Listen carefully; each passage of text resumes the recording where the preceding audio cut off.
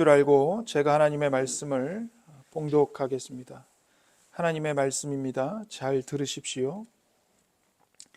14년 후에 내가 바나바와 함께 디도를 데리고 다시 예루살렘에 올라갔나니 계시를 따라 올라가 내가 이방 가운데서 전파하는 복음을 그들에게 제시하되 유력한 자들에게 사사로이 한 것은 내가 다름질하는 것이나 다름질한 것이 헛되지 않게 하려 함이라. 그러나 나와 함께 있는 헬라인 디도까지도 억지로 할례를 받게 하지 아니하였으니 이는 가만히 들어온 거짓 형제들 때문이라. 그들이 가만히 들어온 것은 그리스도 예수 안에서 우리가 가진 자유를 엿보고 우리를 종으로 삼고자 함이로되 그들에게 우리가 한시도 복종하지 아니하였으니 이는 복음의 진리가 항상 너희 가운데 있게 하려 함이라. 유력하다는 이들 중에 본래 어떤 이들이든지 내게 상관이 없으며 하나님은 사람을 외모로 취하지 아니하시나니 저 유력한 이들은 내게 의무를 더하여 준 것이 없고 도리어 그들은 내가 무할례자에게 복음 전함을 맡은 것이 베드로가 할례자에게 맡음과 같은 것을 보았고 베드로에게 역사하사 그를 할례자의 사도로 삼으신 이가 또한 내게 역사하사 나를 이방인의 사도로 삼으셨느니라. 또 기둥같이 여기는 야고보와 게바와 요한도 내게 주신 은혜를 알므로 나와 바나바에게 친교의 악수를 하였으니 우리는 이방인에게로 그들은 할례자에게로 가게 하려 함이라. 다만 우리에게 가난한 자들을 기억하도록 부탁하였으니 이것은 나도 본래부터 힘써 행하여 왔노라. 아멘. 이는 살아계신 하나님의 말씀입니다. 오늘도 우리에게 말씀하시는 하나님께 감사합니다. 사도 바울은 1장에 이어서 2장에서도 자신의 이야기를 갈라디아 교회 성도들에게 계속 들려줍니다. 그 이유가 뭐냐면 바울이 전한 복음이 사람으로부터 받거나 사람들로부터 배운 복음이 아니고 하나님께서 직접 바울에게 계시로 주신 복음이고 예루살렘에 있는 모든 사도들이 전하는 복음과 동일한 하나의 복음이라는 것을 증명하기 위해서입니다. 바울은 두 번째 예루살렘 방문한 것을 이야기로 2장을 시작하죠. 갈라디아서 2장 1절에 보시면 14년 후에 내가 바나바와 함께 디도를 데리고 다시 예루살렘에 올라갔나니 이렇게 말합니다. 바울은 회심한 후 14년 동안 이방인 사역을 충분히 한 후에 그러니 여기 14년 후는 바울이 다메섹 길에서 예수님을 만나고 회심한 후 14년입니다. 그 14년 동안 이방인에게 복음을 전파하는 사역을 감당했죠. 그런 후에 두 번째로 예루살렘에 올라가서 사도들을 만났습니다. 두 번째 예루살렘 방문이 사도행전 11장 28절부터 30절에도 나옵니다. 함께 보시면 그 가운데 아가보라는 사람이 성령의 감동을 받아서 일어나 온 세계에 큰 기근이 들 것이라고 예언하였다. 바로 그 기근이 글라우디오 황제 때에 들었다. 그래서 제자들은 각각 자기 형편에 따라 몫을 정하여 유대에 사는 형제들에게 구제금을 보내기로 결정하였다. 그들은 그대로 실행해서 바나바와 사울 편에 그것을 장로들에게 보냈다. 이렇게 말합니다. 그러니까 바울이 두 번째로 예루살렘을 방문했을 때 그 배경이 어떠하냐면 아가보라는 성도가 성령의 감동을 받아서 온 세계에 큰 기근이 들 거라고 예언을 했고 그 예언대로 글라우디오 황제 때에 기근이 들었습니다. 그래서 특별히 그 유대 지역에 사는 형제들, 성도들이 매우 큰 어려움을 겪고 있었어요. 너무 가난했거든요, 그들이. 그래서 이 안디옥 교회에서 유다 지역에 있는 교회 형제들이 기근과 가난 때문에 고통을 겪는다는 소식을 듣고는 구제금을 모읍니다. 구제 헌금을 모아요. 그리고는 그걸 다 모아서 안디옥 교회가 바울과 바나바에게 이것을 맡기는 겁니다. 전달해 달라고. 그래서 그 구제 헌금을 들고 예루살렘 교회에 그 헌금을 전달해 주기 위해서 올라갔던 거죠. 그래서 다시 갈라디아서 2장 1절로 오시면 바울이 올라갈 때 바울이 혼자 간 것이 아니고 누군가를 데리고 갔습니다. 누구를 데리고 갔죠? 바나바와 디도를 데리고 올라갔습니다. 여러분, 이것을 우리가 읽을 때는 그냥 쑥 읽죠? 근데 이게 실은 그 당시에 굉장히 파격적인 동행인 겁니다. 잘 들어보세요. 바나바는 유대인입니다. 그런데 디도는 헬라인이에요. 즉 이방인입니다. 그러니까 디도는 누구냐면 신약 성경에 그 디모데 전후서 뒤에 디도서가 나오잖아요. 바로 그 디도입니다. 바울이 아들처럼 생각한 동역자예요. 제자이면서 동역자입니다. 그런 디도와 올라갔는데 보세요. 이게 왜 파격적인 동행인가? 바나바는 유대인으로서 할례를 받은 사람입니다. 그런데 디도는요. 예수님을 믿기는 믿지만 이방인이기 때문에 할례를 받지 않은 사람이에요. 그런데 바울이 할례를 받지 않은 이방인 디도를 예루살렘에 데리고 올라간 겁니다. 이것은 거룩한 유대인으로서는 용납할 수 없는 일입니다. 할례도 받지 않은 이방인 따위가 이 거룩한 하나님의 도성인 예루살렘 성에 들어왔다고? 큰일 날 일이에요. 그래서 파격적인 겁니다. 그러니까 유대인들의 정서로는 용납할 수 없는 일인 거죠. 그런데 디도를 데리고 예루살렘으로 올라가는 것이 쉽지 않은 일임에도 불구하고 바울은 굳이 디도를 데리고 올라갔습니다. 그 이유가 뭘까요? 그것을 이따가 3절에서 보겠습니다. 일단은 2절을 보죠. 2절, 계시를 따라 올라가 내가 이방 가운데서 전파하는 복음을 그들에게 제시하되 유력한 자들에게 사사로이 한 것은 내가 다름질한 것이나 다름질한 것이 헛되지 않게 하려 함이라. 바울이 그냥 올라간 것이 아니라 주님이 명령하신 계시를 따라 예루살렘에 올라갔다고 말합니다. 물론 구제 헌금을 전달하는 목적도 있었습니다. 하지만 단순히 안디옥 교회의 지시를 받아서 갔거나 혹은 예루살렘 사도들이 바울을 불러서 올라간 게 아닙니다. 우리가 계시의 정확한 내용이 뭔지는 알 수 없지만 바울은 분명히 하나님의 계시가 있어서 올라간 거예요. 계시를 따라 바울이 올라갔습니다. 올라가서 바울이 한 일은 뭐냐면 복음을 제시한 겁니다. 바울이 베드로나 야고보, 요한 같은 그 유력한 지도자들과 개인적으로 이야기를 나누었다고 말해요. 내가 이방 가운데서 전파하는 복음을 그들에게 제시하되 유력한 자들에게 사사로이 한 것은, 이 사사로이 했다는 게 개인적으로 말했다는 겁니다. 개인적으로 다른 사도들과 교제하고 복음을 나누었습니다. 왜 그랬을까요? 내가 다름질한 것이나 다름질하는 것이나 다름질한 것이 헛되지 않게 하려 함이라. 바울이 지금 달려가고 있는 게 무엇입니까? 이방인들에게 복음을 전파하는 사역이죠. 그것이 헛되지 않게 하려고, 그것이 헛될까 봐 두려움을 갖고 사도들과 복음의 교제를 나눴다는 겁니다. 사도 바울이 이방인들에게 지금까지 14년 동안 복음을 전했어요. 그리고 이방인들이 복음을 듣고 오직 예수님을 믿는 믿음으로 구원받아 교회 안으로 들어왔습니다. 그런데 바울이 뭘 두려워하고 있을까요? 여러분 2절에 헛되지 않게 하려 함이라 이렇게 말했는데 이게요, 헬라어로 보면, 그리스어로 보면 두렵다라는 뜻이 담겨 있는 말이에요. 두려웠기 때문이다. 뭘 두려워했을까요? 뭐냐면 교회 안에 유대인 신자들이 있어요. 그런데 예수님을 믿어서 이방인 신자들이 들어옵니다. 그들 사이에 갈등이 일어날까 봐 염려하고 있는 겁니다. 어떤 갈등이요?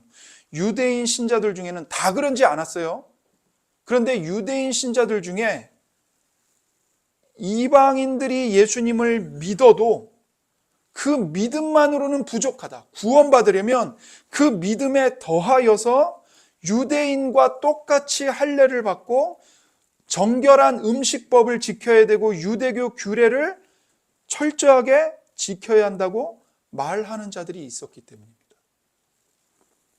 여러분, 이게 복음입니까? 갈라디아서에 의하면 이것은 복음이 아닙니다. 물론 베드로나 야고보, 요한 등의 다른 사도들이 그렇게 생각했던 것은 절대로 아닙니다. 그들도 오직 믿음으로만 구원받는다고 믿었고 가르쳤습니다. 그런데 이런 사도들과는 달리 유대인 신자들 중에는 아니야, 예수님을 믿는 것만으로는 부족해. 믿음에 더해서 꼭 할례를 받아야 구원받을 수 있다. 이렇게 생각하는 자들이 교회 안에 있었다는 거죠. 그리고 그런 생각을 가진 자들이 갈라디아 교회의 침투에 들어와서 교회를 혼란시키고 복음을 왜곡했던 겁니다. 그래서 바울은 이것을 두려워하고 걱정했던 거예요. 여러분, 이 문제를 그냥 방치하면 어떻게 될까요? 결국엔 교회가 분열됩니다. 할례를 받은 유대인 교회와 유대인들의 교회와 할례를 받지 않은 이방인들의 교회로 분열될 게 뻔해요. 서로 시기하고 미워하고 대립할 것이 분명합니다. 하나의 주님의 몸인데 주님의 몸이 쪼개져 버리는 거예요. 그러나 이것은 절대로 하나님의 뜻이 아닙니다. 하나님은 구약 성경에서부터 약속하셨고 예언하셨어요. 유대인이나 이방인이나 차별 없이 한 메시아 안에서 은혜로 구원받아서 함께 하나의 하나님 나라 공동체를 이루게 될 것이다. 이것을 반복해서 예언하셨습니다. 그러니 할례와 율법 준수의 문제로 교회가 분열되는 일은 절대로 일어나서는 안 되는 것입니다. 바울은 이것을 두려워했던 거예요. 그리고 무엇보다도 예수 그리스도를 믿음에 더하여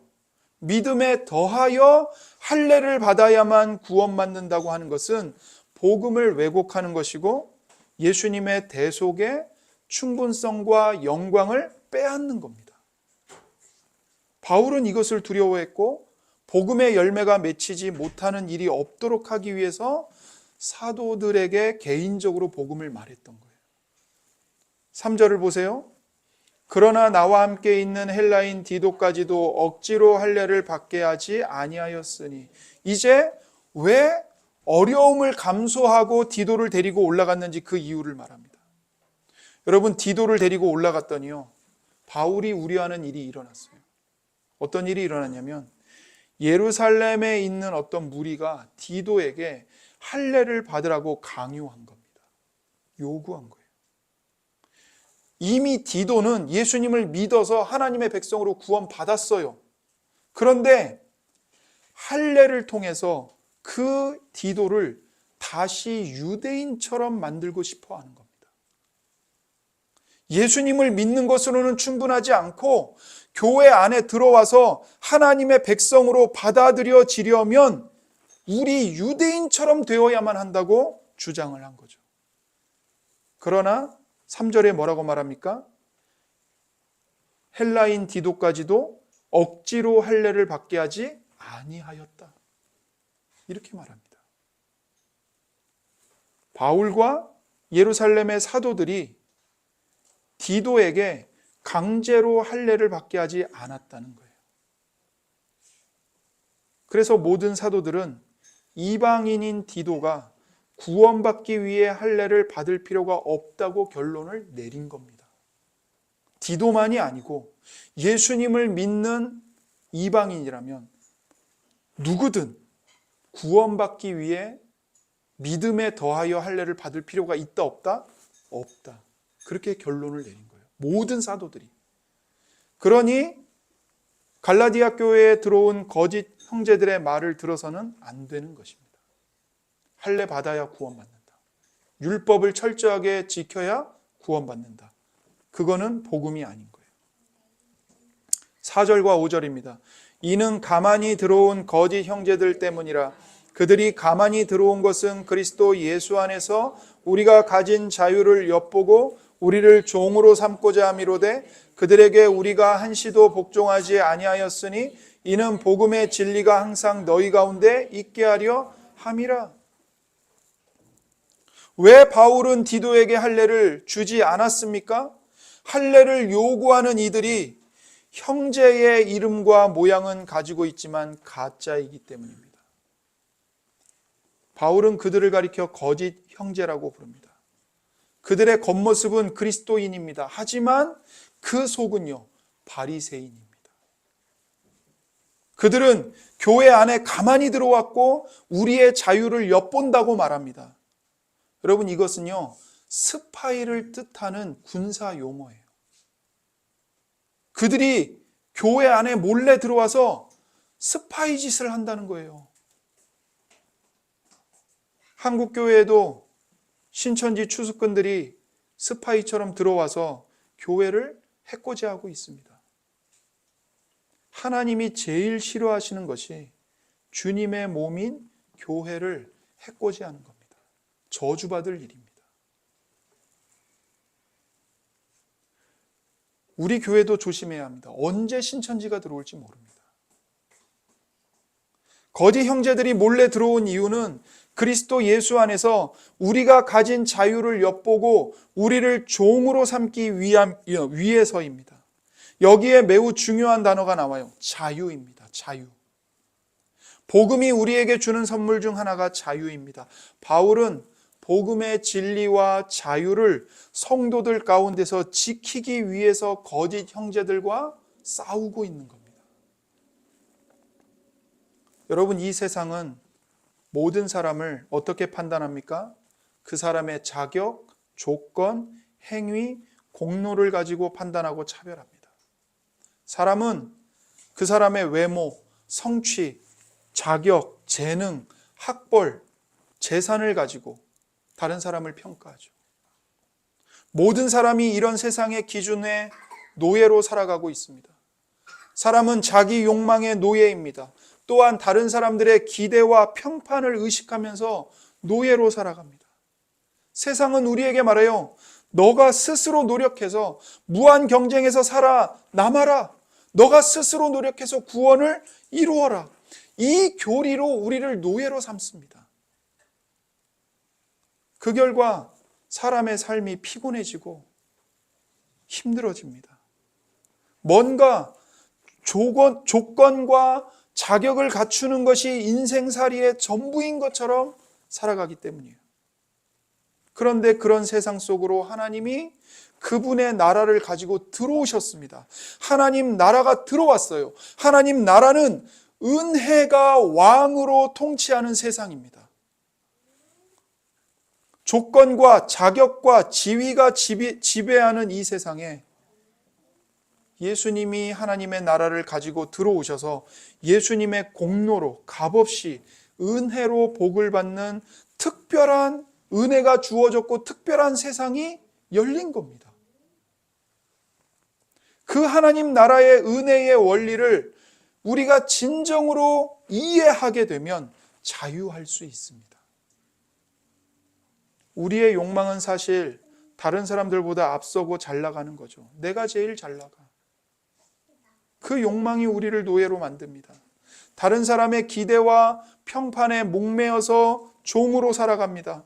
그러나 은혜의 복음을 받아들일 때 우리의 조건과 자격과 상관없이 우리를 있는 그대로 받아주시고 사랑해 주시는 하나님을 만나게 됩니다. 그때 비로소 우리는 다른 사람들의 시선과 평판의 족쇄에서 풀려나게 됩니다. 그래서 십자가의 복음은 은혜의 복음이고 자유의 복음입니다. 그러나 거짓 형제들은 복음이 준 자유를 빼앗습니다. 우리를 다시 노예로 사로잡아 갑니다. 우리가 다른 복음을 환영하는 이유는 우리 속에 여전히 자기 주장과 자기 중심성이 있기 때문입니다. 그래서 하나님이 값없이 주신 은혜의 수단들을 자기를 포장하고 자기를 자랑하는 도구로 바꿔버립니다. 그래서 할례와 율법을 지키는 자기 공로로 하나님 앞에 서려고 합니다. 신앙의 열심으로 자기를 자랑합니다. 기도와 헌금과 봉사와 성경 공부와 이 모든 것들은 다 은혜의 수단이에요. 그런데 이 모든 은혜의 수단과 직분을 어떻게 바꿔버리냐면 나를 포장하고 나를 자랑하는 도구로 바꿔버려요. 기도 얼마나 했어? 헌금 얼마나 했어? 교회 몇 년 다녔어? 직분이 뭐야? 직분이 계급이 돼버렸어요.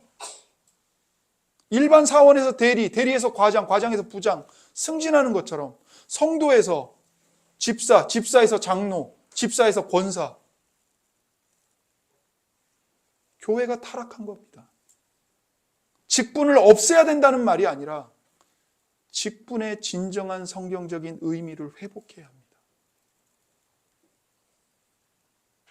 복음을 잃어버린 교회는 성도를 경쟁시키고 점수를 매깁니다. 여러분, 너무나도 안타까운 일이에요. 성도들이 세상에서 돈과 학벌과 실적으로 정말 한 주 동안 치열하게 경쟁하며 살아왔어요. 근데 하나님의 은혜를 받으려고 교회에 왔는데 교회에 와보니까 교회도 경쟁이에요. 교회도 경쟁을 시켜요. 성경 읽기로 경쟁시키고 기도회로 경쟁시키고 봉사와 헌금으로 경쟁시켜요. 특별 새벽 기도하면 출석부를 크게 붙여놓고는 스티커를 붙이게 만들어요. 어떤 교회는 전광판에 이 주의 헌금 순위를 매겨요. 1등이 누구, 2등이 누구, 3등이 누구. 속에서 불이 나요. 이게 교회입니까? 죄송합니다. 처음 오신 분들도 있는데, 그러나 여러분, 복음은요, 우리에게 완전히 다른 세계관을 제시합니다. 다른 세상을 보여줘요. 복음은 우리가 상상했던 것보다 훨씬 더 우리가 악하다는 것과 동시에 우리가 감히 바라거나 상상했던 것보다 훨씬 더 내가 사랑받고 있다는 것을 알려줍니다. 복음은 우리가 생각했던 것보다 훨씬 더 죄악되다고 말합니다. 탁월한 설교자이자 매우 경건한 목사였던 조지 휘필드가 이런 말을 했어요. 잘 들어보세요. 저는 죄를 짓지 않고서는 기도할 수 없습니다. 저는 죄를 짓지 않고서는 설교할 수도 없습니다. 저는 죄 없이는 아무것도 할 수 없습니다. 저는 제 회개를 회개해야 하며 제 눈물마저도 우리의 사랑스러운 구주의 보배로운 피로 씻겨야 합니다. 저의 가장 훌륭한 사역들은 무수히 많고 화려한 죄들입니다. 이게 무슨 말일까요? 휘필드는요, 이 목사님은 복음의 눈으로 자신이 얼마나 죄악된 존재인지를 꿰뚫어 보고 있는 겁니다. 여러분 자신이 기도하면서 나는 죄를 짓고 있어, 이런 생각 해보신 적 있어요? 아마 거의 없을걸요. 그러나 깊이 생각해 보십시오. 우리는 기도하면서 무수히 많은 죄를 짓습니다. 아니, 휘필드는 본인이 그렇다고 말합니다. 저는 죄를 짓지 않고서는 기도할 수 없습니다. 우리는 기도하면서 자기 연민에 빠집니다. 우리는 기도하면서 누군가를 정죄합니다. 기도하지 않는 누군가와 나를 비교하면서 우월감을 갖습니다. 이 모든 것들이 죄가 아니라면 뭐란 말입니까? 저는 20대 때요, 교회에서 가장 크게 부르짖고 열렬하게 기도하는 청년이었습니다. 기도하는 목소리가 제일 컸어요. 몽골에 단기 선교를 갔는데 선교사님이 제가 기도하는 것을 보고는 와, 이상윤 형제 믿음이 제일 뜨거워. 내가 본 청년 중에 형제만큼 가장 열정적으로 기도한 사람이 없었어. 내가 처음 봤어. 그렇게 말했어요. 제가 왜 그렇게 했을까요? 제가 방언을 못해요. 방언을 못하는 열등감이 제 안에 있어요. 이거 어떻게 해요? 제 목소리로 다른 사람들의 기도를 다 찍어 눌러버리는 거예요. 방언? 그까짓 거 뭐. 나는 열정으로 기도해. 누구도 내 기도 못 따라와. 그러면서 주변 사람들한테 나를 뽐내고 사람들의 칭찬과 인정을 구걸하고 믿음이 뜨겁다고 기도 잘한다고 칭찬받기를 기도해요. 그 속에서 저는 우월감을 가져요. 이게 죄가 아니면 뭐란 말입니까? 제가 그때 예배했던 건 도대체 뭡니까? 저는 죄를 짓지 않고서는 기도할 수 없습니다. 저는 죄를 짓지 않고서는 설교할 수도 없습니다. 설교할 때 사람들의 인기를 얻고 싶어요. 그래서 사람들의 눈치를 살펴요. 나를 뽐내요.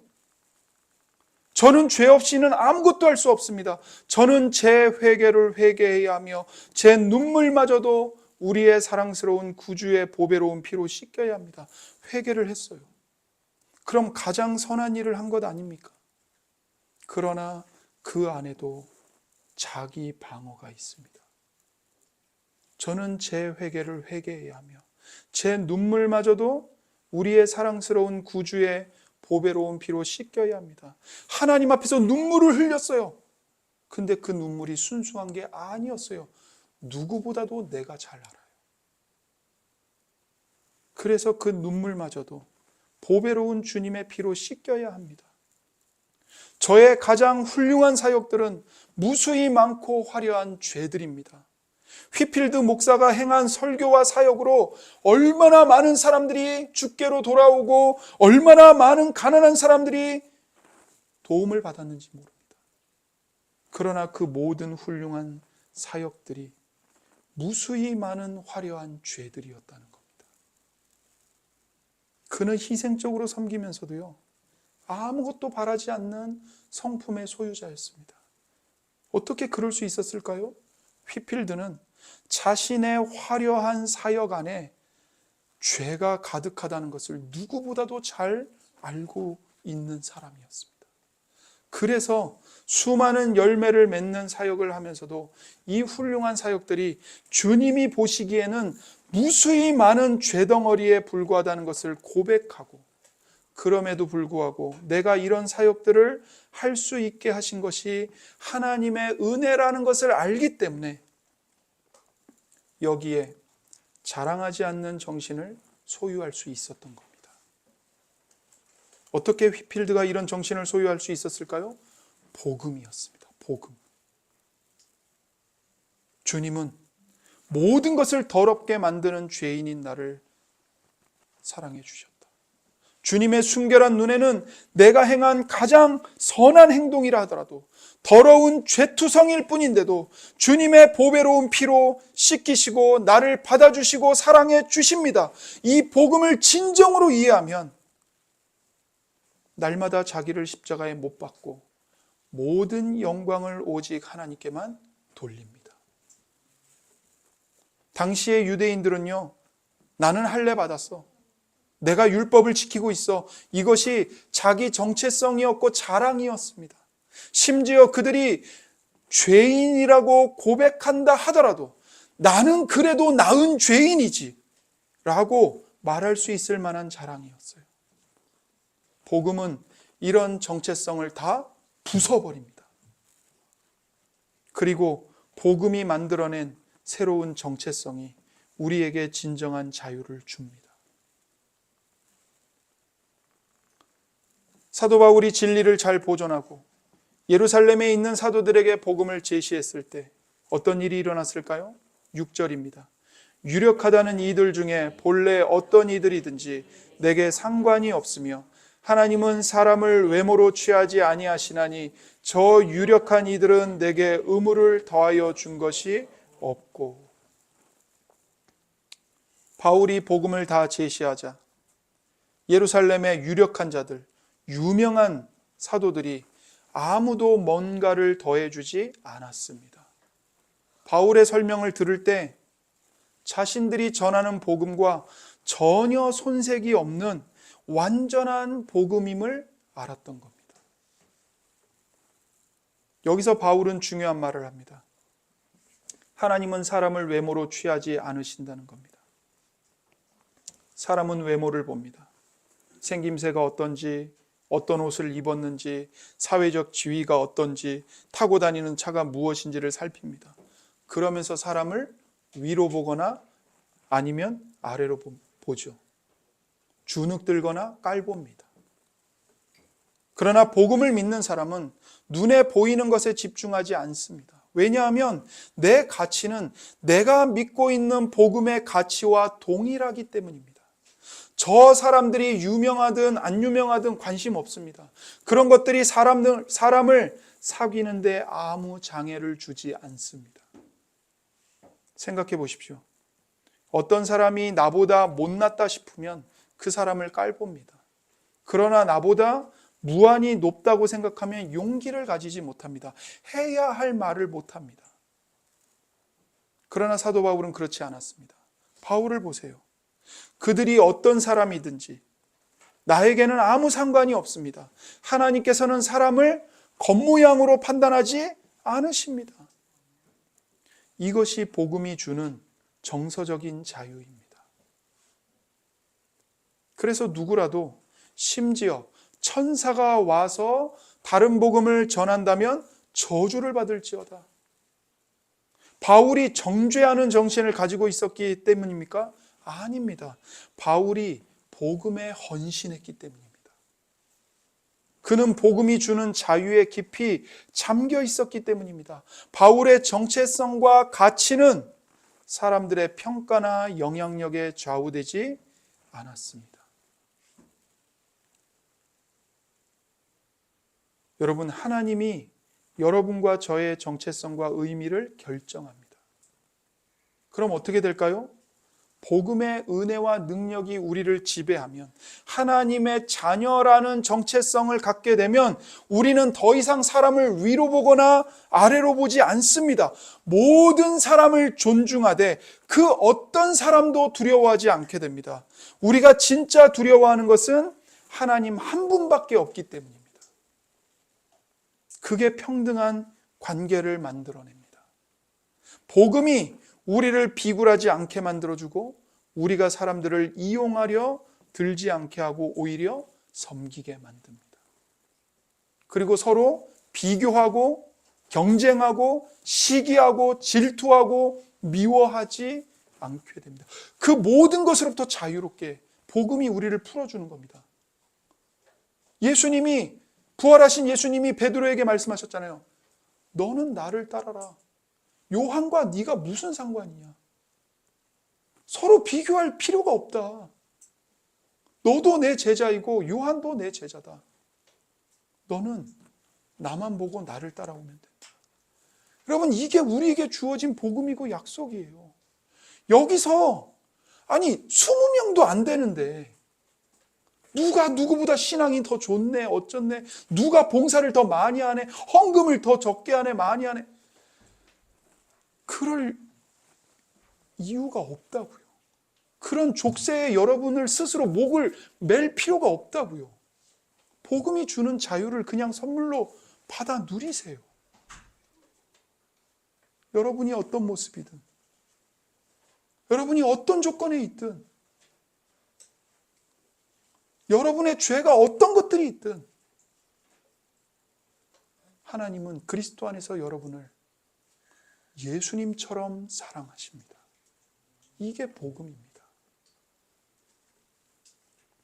그리고 그 복음이요, 우리를 기쁨으로, 자원하는 마음으로 섬기게 만듭니다. 누가 시켜서가 아니고, 벌 받을까 봐 무서워서가 아니고, 사람들이 나를 어떻게 볼까 봐 걱정해서가 아니고요. 정말 기쁨으로 하나님 섬기고 싶어요. 하나님 사랑하고 싶어요. 내 마음에 안 드는 저 사람을 용서하고 싶고 받아들이고 싶어요. 복음이 주는 이러한 자유는 복음 안에서 우리 모든 그리스도인들을 하나로 연합하게 만듭니다. 7절부터 9절입니다. 도리어 그들은 내가 무할례자에게 복음 전함을 맡은 것이 베드로가 할례자에게 맡음과 같은 것을 보았고 베드로에게 역사하사 그를 할례자의 사도로 삼으신 이가 또한 내게 역사하사 나를 이방인의 사도로 삼으셨느니라. 또 기둥같이 여기는 야고보와 게바와 요한도 내게 주신 은혜를 알므로 나와 바나바에게 친교의 악수를 하였으니 우리는 이방인에게로 그들은 할례자에게로 가게 하려 함이라. 보세요. 사도들은요, 서로 예수 그리스도 안에서 하나라는 것을 인식합니다. 그리스도 안에 있는 자들은 할례를 받았든 안 받았든 유대인이든 이방인이든 문화와 관습에 어떤 차이가 있든 상관없이 누구나 다 한 가족으로 받아들입니다. 그러므로 우리는 복음의 신앙에 뭔가를 더하기를 고집해서는 안 됩니다. 디도에게 억지로 할례를 받게 하지 않았다는 사실을 명심해야 합니다. 사람은 오직 믿음으로 말미암아 의롭다함을 얻습니다. 이 신칭이 외에 다른 복음은 없습니다. 속지 마십시오. 루터는 이 신칭이 복음이 교회의 사활을 결정짓는 중요한 진리라고 말했습니다. 이 신칭이 복음을 지키면 교회는 어떤 핍박과 고난 속에서도 예수님이 약속하신 대로 반석 위에 서게 됩니다. 그러나 이 신칭의를 버리면 아무리 크고 경건한 모양이 있어도 그것은 더 이상 교회가 아닙니다. 그러므로 우리는 유일한 참 복음을 가르치지 않는 교회나 단체를 그리스도인으로 인정하는 것을 거부합니다.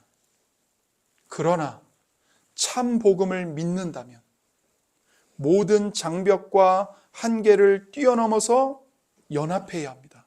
그가 어떤 정치적인 소견을 갖고 있든 경제적인 수준이 어떠하든 지적 수준이 어떠하든 인종이 무엇이든 그 모든 것을 뛰어넘어서 하나님 안에서 한 가족으로 받아들여야 합니다. 보십시오. 사도들은 그리스도 안에서 서로 소명이 다르고 영향력이 다르지만 서로 하나님의 은혜를 받아 평등하고 사랑하는 존재라는 것을 압니다. 9절에 기둥같이 여기는 야고보와 게바와 요한도 내게 주신 은혜를 알므로 나와 바나바에게 친교의 악수를 하였으니 우리는 이방인에게로 그들은 할례자에게로 가게 하려 함이라. 그 당시는 철저한 신분 사회였기 때문에 친교의 악수를 한다는 것은요, 서로가 대등하고 주님 안에서 하나라는 것을 상징하는 행동입니다. 서로를 형제로 받아들이는 중요한 상징이에요. 그리고 한 부류는 유대인에게로, 한 부류는 이방인에게로 부름을 받았다는 것만 구별될 뿐입니다. 그러니까 소명과 사명이 다를 뿐이지 우리에게는 높낮이가 없다는 거예요. 차별이 없다는 겁니다. 이것이 복음이 주는 진정한 자유이고 연합입니다. 이렇게 바울은 예루살렘 사도들과 진정한 동역을 했습니다. 사도들은 바울 사도에게 마지막으로 한 가지를 부탁합니다. 10절입니다. 다만 우리에게 가난한 자들을 기억하도록 부탁하였으니 이것은 나도 본래부터 힘써 행하여 왔노라. 가난한 자들을 부탁한다는 거예요. 여러분, 우리가 진정으로 복음을 믿고 받아들인다면 우리는 지금 생각하는 것보다 훨씬 더 가난한 사람들과 연약한 사람들을 많이 신경 쓰게 됩니다. 바울이 뭐라고 말하죠? 나도 본래부터 힘써 행하여 왔노라.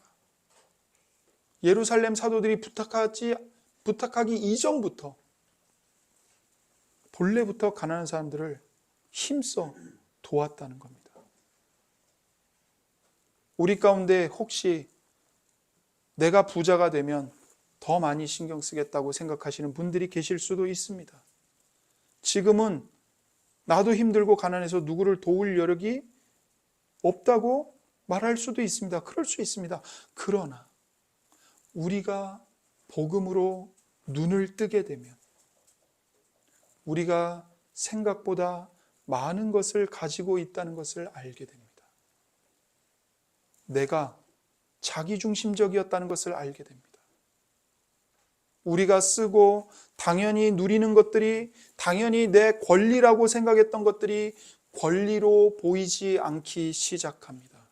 복음이 우리 안에 이 아름다운 마음을 창조합니다. 왜 그럴까요? 복음은 예수 그리스도이십니다. 그래서 유대인과 이방인 모두가 그리스도의 복음을 통해서 하나가 되었습니다. 양쪽을 다 구원하신 분이 예수 그리스도이십니다. 그런데 그리스도는 어떤 분이십니까? 그리스도는 가난해지신 분입니다. 여러분, 이것이요 1세기 사람들에게는 매우 충격이었습니다.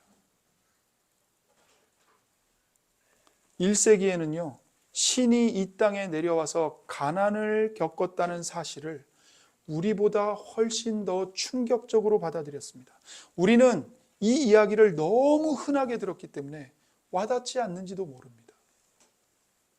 그러나 한번 깊이 생각해 보세요.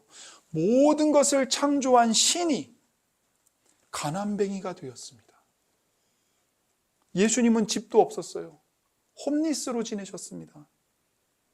예수님은 마구간에서 태어나셨고 말 구유에 누이셨고 처음 제사를 드릴 때 비둘기로 제사를 드리셨습니다. 비둘기는요 가장 가난한 사람들만 드리는 제물입니다. 하나님의 아들이신 예수님이 가난에 허덕이셨다는 것은 정말 많은 사람들을 충격에 빠뜨렸습니다. 고린도후서 8장 9절입니다. 여러분은 우리 주 예수 그리스도의 은혜를 알고 있습니다. 그리스도께서는 부요하나 모든 것을 가지셨으나 여러분을 위해서 가난하게 되셨습니다. 그것은 그의 가난으로 여러분을 부요하게 하시려는 것입니다. 이게 그 당시 사람들에게는 충격이었다고요. 근데 이 결과가 무엇입니까? 예수님이 가난해지신 결과가 뭐죠? 고린도후서 8장 2절입니다. 그들은 큰 환난의 시련을 겪으면서도 기쁨이 넘치고 극심한 가난에 쪼들리면서도 넉넉한 마음으로 남에게 베풀었습니다. 이게 무슨 말이냐면요. 마케도냐 사람들이 비록 가난했음에도 불구하고 그리스도의 가난을 보면서 받았던 충격이 그들로 하여금 가난한 사람들을 돌보게 만들었다는 겁니다. 여러분, 요한복음에 보면 충격적인 장면이 나옵니다. 어떤 장면일까요? 성자 하나님이신 예수님이요 인간들과 신앙 논쟁을 하세요. 바꿔 말하면 인간이 하나님과 신학 논쟁을 하면서 하나님을 반박해요.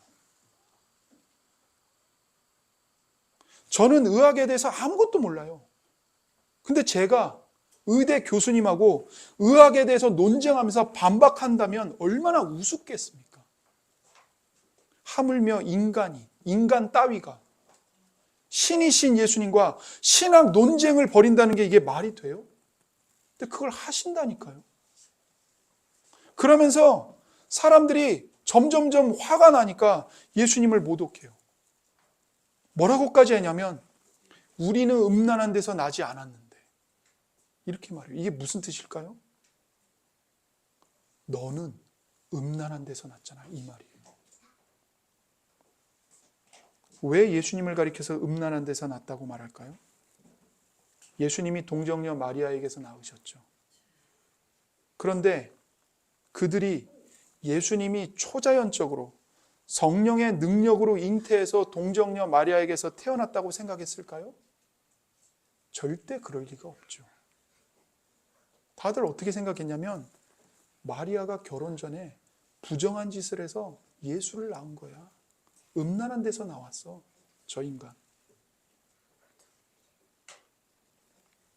그래서 어디까지 가냐면 예수님을 향해 너는 귀신 들렸다. 너는 마귀의 아들이다. 너는 미쳤다. 이렇게까지 모독을 합니다. 여러분 생각해 보세요. 예수님이 얼마나 억울하고 고통스러우셨을까요? 만약 누군가가 저를 계속 음해하고 거짓으로 모독한다면 저는 분노로 가득 찰 겁니다. 아마 삶이 망가질 겁니다. 그런데 예수님은 거의 평생 그런 삶을 사셨습니다. 그분은 계속 그분이 아닌 존재로 여김받으셨어요. 사는 내내 하나님이신데 하나님이 아닌 존재로, 하나님인 채 하는 신성 모독자로, 거룩하신 분인데 귀신 들린 자로 취급받으셨습니다. 완전하고 깨끗한 의인이신데 세리와 창기와 죄인들과 함께 먹고 마시면서 똑같은 죄인 취급을 받으셨어요. 오해에 시달리셨다고요. 계속해서 예수님은 그분인데 그분이 아닌 존재로 여김을 받으셨습니다. 그리고 결국엔 어디까지 갑니까? 십자가로 가요. 십자가에 못 박혀서 성부 하나님께조차도 그분은 그분이 아닌 존재로 버림을 받으십니다. 하나님의 아들이신데 십자가에 못 박혀서 성부 하나님께도 죄인 취급을 받으십니다. 아니, 우리의 죄가 되어 십자가에서 처형당하셨습니다. 예수님은 부유하신 모든 것을 가지신 분이지만 그분은 그분이 아닌 삶을 사셔야 했습니다. 가난한 삶을 사셨습니다. 거룩하신 분인데 더러운 자로 취급받으셨습니다. 예수님이 계속해서 그분이 아닌 존재로 여김받았기 때문에 우리 역시 그리스도 안에서 우리가 아닌 존재로 하나님께 사랑받을 수 있습니다. 우리는 죄인입니다. 그런데 하나님은 우리를 의인으로 받아주십니다. 우리는 예배하면서도 교만과 탐심의 죄를 범하는데 하나님께서는 예수 그리스도께서 드리시는 예배만큼 순결한 것으로 받아주십니다. 그렇다면 우리는 이렇게 생각할 수 있지 않을까요? 하나님의 영원하신 아들께서도 모든 것을 다 가지신 분이 그분 아닌 것으로 여김 받으셨다면 내가 굳이 나의 알량한 재산과 알량한 자존심과 알량한 의를 다 내 거라고 주장할 이유가 무엇인가?